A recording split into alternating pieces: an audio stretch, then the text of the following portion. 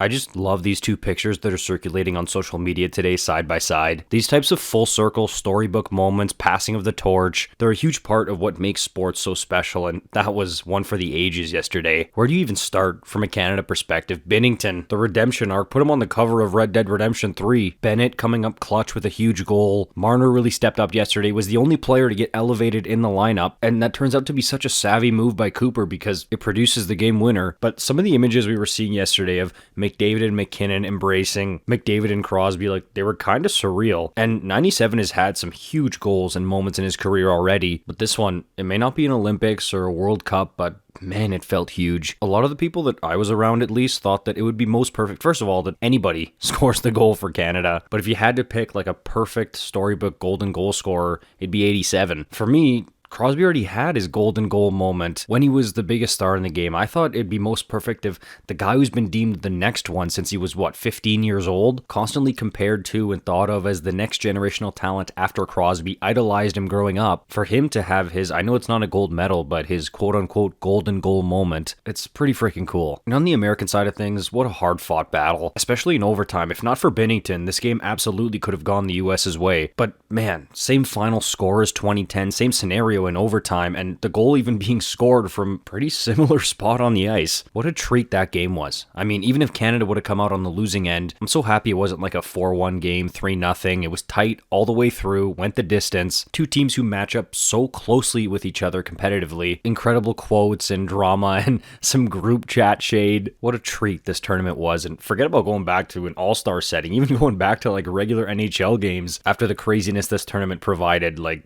man, I'm counting down the days till the Olympics next year, 350 here. And I'm sure millions of other people cannot wait to see more international hockey best on best. Now putting in teams like Pasternak and Necas in Czechia, or Draisaitl, Stützle, and Seider in Germany. Latvia, we saw what they just did at the World Juniors to Canada, and remember the last time they played Canadian NHL players in the Olympics? Should be great. One last tip of the cap to the NHL for the Four Nations face-off. It was awesome. And now we go back to the NHL schedule where there's already some news rolling in. The Canucks just re-signed Kevin Lankinen to a 5-year deal, and apparently Rantanen could be traded again before the deadline. As usual, give me your thoughts on the comments and talk to me about the Olympics next year. How are you feeling about it? Thank you so much for watching. I'll see you in the next one.